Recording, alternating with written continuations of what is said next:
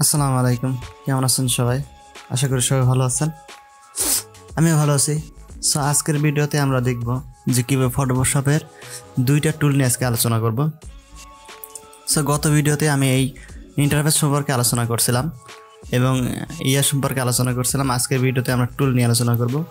So আমরা প্রথমে একটা প্রজেক্ট করে নিচ্ছি। আমরা একটা প্রজেক্ট নিয়ে নিচ্ছি এখান থেকে। গত ভিডিওতে কিন্তু এই পাশের যেগুলো আছে সেগুলো নিয়ে আলোচনা করছিলাম। আমরা এখান থেকে আজকে আলোচনা করব দুইটা টুল নিয়ে। মূলত আমরা এখান থেকে যে টুলগুলো আছে সেটা টুলগুলো আপনারা এরকম না থাকে, যে পাশে যেটা আছে এটা যদি না থাকে, তাহলে এখান থেকে আমরা উইন্ডো থেকে আমাদের যে টুল অপশনটা আছে সেটা আমরা অন করে দিব। ঠিক আছে, অন করে দিলেই আমাদের এখান থেকে টুলগুলো চলে আসবে। এই যেমন আমার এখানে টুল আছে, এই যে টুলস, এই টুলসের উপরে আমরা যদি ক্লিক করি তাহলে আমাদের এখানে টুলবারটা চলে আসবে। আমাদের টুলবারটা দুই রকমভাবে থাকতে পারে, একটা আড়াআড়িভাবে থাকতে পারে, ঠিক আছে, আর একটা হচ্ছে এই যে এরকমভাবে থাকতে পারে, আমার এরকমভাবে থাকতে পারে, এরকমভাবে থাকতে পারে, ঠিক আছে। সো এখান থেকে আমরা যে দুইটা টুল নিয়ে আলোচনা করবো সেটা হলো এই যে আমাদের যে মুভ টুল যেটা আছে এটা, এবং এটা যেটা আছে রেক্টাঙ্গেল মার্কিং টুল, এটা নিয়ে আলোচনা করব।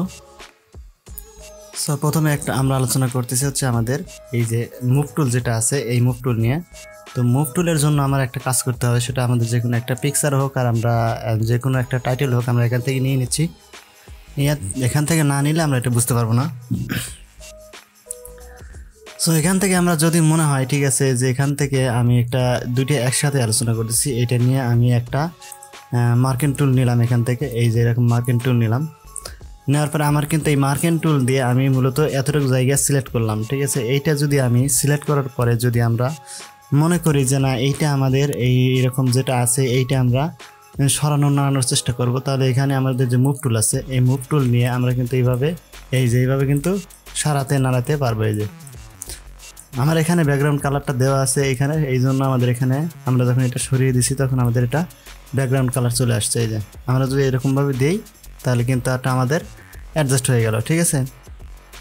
শুনুন তো, মুভ টুল দিয়ে কাজ করে হচ্ছে আমাদের নাড়ানো চাড়ানো, এরকম ছোট বড় করা। এখান থেকে যদি আমরা এরকম ছোট করি যে আমরা ছোট বড় করতে পারবো, এইরকমভাবে মূলত আমাদের মুভ টুল নিয়ে কাজ করতে হয়, ঠিক আছে। আমরা এখানে আরও কিছু অপশন রয়েছে, এখানে যেমন আছে এই মুভ টুলের মধ্যে কিন্তু কিছু অপশন রয়েছে। একটা হলো এই যে মুভ টুল আর একটা হচ্ছে এখানে আর্টেবল টুল, ঠিক আছে। এটা দুটোই ভি দিয়ে কাজ করে। আমরা যদি এটা ক্লিক করি, এটা ক্লিক করার পরে আমরা যদি এরকম করি, সিলেকশন করি, এই যে আমাদের যতটুকু পরিমাণ আছে ততটুকু পরিমাণ থাকার পরে এটা আমাদের কি হবে, এটা আমরা ছোট বড় মাঝারি এগুলো করতে পারবো। কাস্টম সাইজের এখানে হোয়াইট আছে, যেমন আমাদের এখানে হোয়াইট আছে, কাস্টম আছে, এখান থেকে আমরা হোয়াইট কালারটা চেঞ্জ করতে পারবো, আর এখানে কাস্টম থেকে চেঞ্জ করতে পারবো। আমরা যখন এরকম সিলেক্ট করবো তখন আমাদের এই যে উপরে একটা অপশন চলে আসতেছে, এই যে এখানে আছে আর্টবোর্ড, ঠিক আছে। এই আর্টবোর্ড এবং আমাদের যে মুভ টুল আছে, মুভ টুলের মধ্যে কিন্তু আর্টবোর্ডটা আছে। আমরা এটা কন্ট্রোল জেড দিচ্ছি, কন্ট্রোল জেড দিয়ে আমরা পুনরায় ফিরে গেলাম এখানে, ঠিক আছে। এখান থেকে আমরা এটা উপরে উঠাই নিচ্ছি একটু হালকা, এটা আমরা ভিতরে ঢুকাই দিচ্ছি, ঢুকানোর পরে এইটা আমরা উপরে উঠাই নিলাম, মাঝখানে করে নিলাম, এই যে মাঝখানে করে নিলাম। তাহলে আমরা দেখলাম যে প্রথমে আমাদের যে এখানে দুইটা টুল আছে, একটা হচ্ছে মুভ টুল আর একটা হচ্ছে আর্টবোর্ড, ঠিক আছে। আর্টবোর্ড যখন আমরা বিভিন্ন আর্টবোর্ড নেই তখন কিন্তু এখানে আর্টবোর্ডটা আমরা সিলেক্ট করতে পারি, ঠিক আছে। আমরা মুভ টুলে সিলেক্ট করতেছি। তারপরে এখানে অনেকগুলো অপশন আছে, যেমন আছে হলো আমাদের যেটা মার্কেন্টাইল টুল যেটা আছে সেটা হলো রেক্টাঙ্গেলের।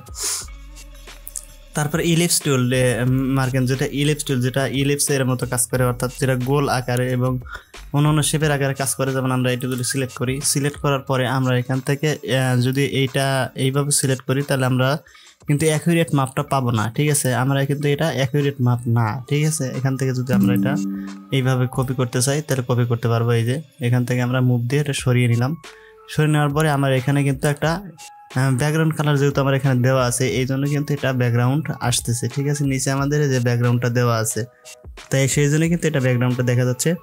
আর এখান থেকে আরও কিছু টুল আছে, যেমন এই যে এটা আছে, এইটা যদি আমরা সিলেক্ট করি এরকমভাবে, এই যে, ঠিক আছে, এরকমভাবে আমরা সিলেক্ট করতে পারবো। এই যে উপরের দিক থেকে নিচের দিকে, নিচের দিক থেকে উপরের দিকে, এইটা আর এখানে যেমন আছে এটা হলো আড়াআড়ি, ঠিক আছে, এটা আমরা লম্বালম্বি, এই যে আমরা এরকমভাবে সিলেক্ট করতে পারবো। আমরা মূলত যেটা কাজ করব সেটা হলো আমাদের এই দুইটা টুলই বেশি প্রয়োজন হয়। এখান থেকে আমাদের যদি ইলিপস টুলটা নিতে চাই, যে ইলিপস টুল এখানে যদি আমরা গোল যেমন আমাদের ইয়াটা আছে আমরা সমান পরিমাণ নিতে পারি, আর ইলিপস টুলটা দিয়ে আমরা যদি শিফট অল্টার ধরে যদি এরকমভাবে ড্রাগ করি তাহলে কিন্তু এটা সমপরিমাণ হবে, ঠিক আছে, এরকমভাবে আমাদের সমপরিমাণ হবে। এখান থেকে আমরা সিলেকশন টুল যেটা আছে, মুভ টুল যেটা আছে, এটা নিয়ে কিন্তু আমরা এখানে নাড়াচাড়া করতে পারবো সব কিছু। যদি আমরা এটা ঢেকে দিতে চাই এরকমভাবে ঢেকে দিলাম, ঠিক আছে, এরকমভাবে মূলত আমাদের মুভ টুল এবং যে আমাদের রেক্ট্যাঙ্গেল মার্কিং টুল এবং ইলিপস টুল এরকমভাবে কাজ করে। এই যে আমাদের এখান থেকে আমরা কিন্তু এটা 23 ভার্সনে একটা গুরুত্বপূর্ণ জিনিস হলো সেটা হলো যে আমরা যদি এখানে যে ইয়াটা হোক, যে টুল হোক, সেই টুলের কাছে যদি আমরা মাউস পয়েন্টারটা নিয়ে যাই তাহলে আমাদের কীভাবে কাজ করবে সেটা কিন্তু এখান থেকে দেখা যাবে।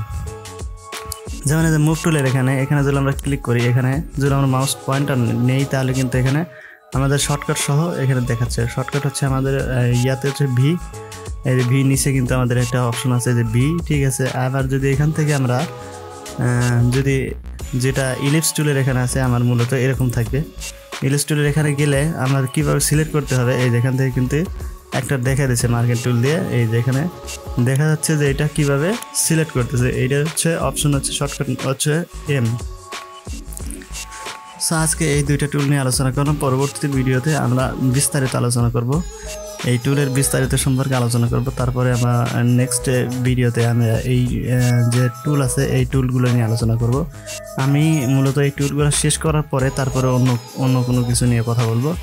সো আমরা জানি যে ফটোশপের যে টুলগুলো সম্পর্কে কেউ যদি জানে তাহলে অবশ্যই কিন্তু এখানে 50% কাজ না, মনে করেন 80% কাজ কিন্তু সে করতে পারবে, আর বাকি 20% যেটা আছে সেটার উপরে বাড়তে কাজ করতে হয়। এখানে সিলেকশন টুলের আরও কিছু কাজ রয়েছে। এখানে যদি আমরা সিলেকশন টুল, এইখানে মুভ টুল যদি আমরা ক্লিক করি, মুভ টুল ক্লিক করার পরে আমরা এখানে উপরে কিন্তু অনেকগুলো অপশন আছে। এইটা যদি আমরা সেন্টার করতে চাই তাহলে এখানে আমরা ক্লিক করলে এবং এখানে ক্লিক করলে আমাদের সেন্টার হবে। এটা আমাদের গ্রুপ করা আছে এই জন্য এরকম হচ্ছে না। এখান থেকে কিছু অপশন আছে, এই যে সেটিংস আছে, এই সেটিংস থেকে আমরা যদি দেখি, এই সেটিং থেকে যদি স্মল করতে চাই, লার্জ করতে চাই, আমার এইগুলো আমাদের শো করে দেওয়া আছে। আপনারা এখানে সেটা শর্টকাট করে নিতে পারেন যাতে এইরকম করে আছে, এগুলো মূলত ডিফল্টই থাকে।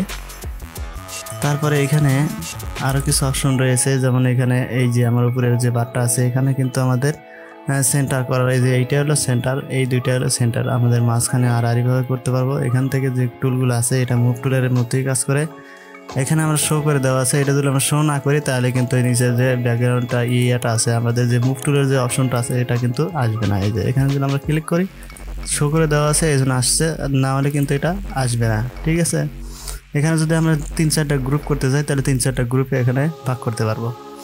যদি আমরা এখানে সিলেকশন রেক্ট্যাঙ্গেল টুলে যাই, এখান থেকে মার্কিং টুলে গেলে এখানে কিন্তু কিছু অপশন রয়েছে। আমার মূলত এটা করে দেওয়া আছে। আমরা যদি এটা করি তাহলে একরকম হবে, এটা করলে আরেক রকম হবে। এখান থেকে যদি আমরা এটা করি, এটা করার পরে আমরা যদি এরকম সিলেক্ট করলাম, সিলেক্ট করার পর আমরা মুভ টুলে গেলাম, মুভ টুলে গিয়ে আমরা এখান থেকে এই যে গ্রুপের মতো কিন্তু একটা চলে আসছে, ঠিক আছে। এই যে আমরা এখানে একটা করতেছি, এখানে কিন্তু আমাদের 2-3টা চলে আসতেছে। কী জন্য 2-3টা চলে আসতেছে? ওই যে প্রথমে আমরা যেটা সিলেক্ট করে রাখছি এখান থেকে আমি এখান থেকে দেখাচ্ছি, এই যে আমার এখানে 2টা সিলেক্ট করা আছে, এই জন্য এটা যেটাই সরাচ্ছি আমার 2টা সিলেক্ট করা আছে, এই জন্য আমার এখান থেকে 2টাই কিন্তু সরে যাচ্ছে। আমরা মুভ টুলে যখন আমরা এখান থেকে নিচ্ছি, নেওয়ার পরে এখান থেকে আমরা 2টা 3টা 5টা যেটাই হোক আমরা যখন ওখানে গ্রুপে ক্লিক করব তখন ওটা আমাদের গ্রুপের মতো কাজ করবে। আমরা দ্বিতীয়টা দেখতেছি, এখান থেকে আমি একটা সিলেক্ট করলাম, সিলেক্ট করার পরে এই যে এটা কিন্তু আমার এখানে সিলেক্ট হচ্ছে না, ঠিক আছে। এই যে আমার এখানে থাকতেছে না কিন্তু এটা,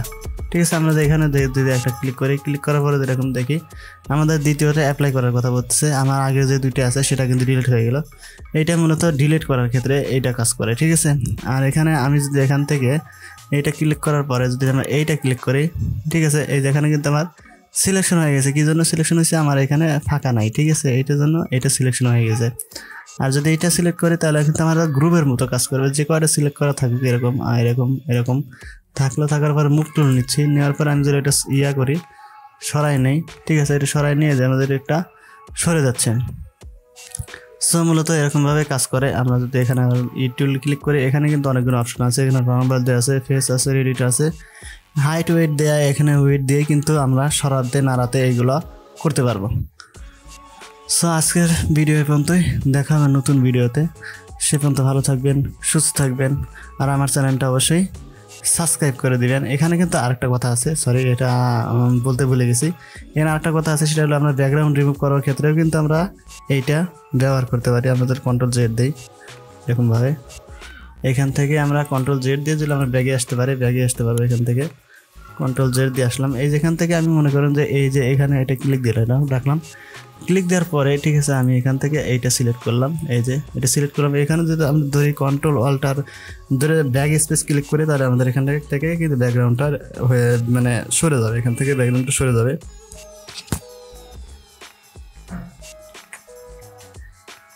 ঠিক আছে, এই যে আমরা এখান থেকে কন্ট্রোল ধরে ব্যাক স্পেস ক্লিক করলে এটা আমার ব্যাকগ্রাউন্ড সরে যাবে। অনেক সময় ব্যাকগ্রাউন্ডের ক্ষেত্রে আমরা এখান থেকে এই যে এরকমভাবে আমার যতটুকু পরিমাণে একই কালার হোক যার যেটাই হোক, আমার ব্যাকগ্রাউন্ড কালার দেওয়া আছে। এখান থেকে যদি আমি সিলেকশন করার পরে যদি আমরা কন্ট্রোল ধরে ব্যাক স্পেস ক্লিক করি, তাহলে কিন্তু এটা আমাদের ব্যাকগ্রাউন্ডটা পুরোটাই একটা কালার হয়ে যাবে। আমি এখান থেকে দেখতেছি,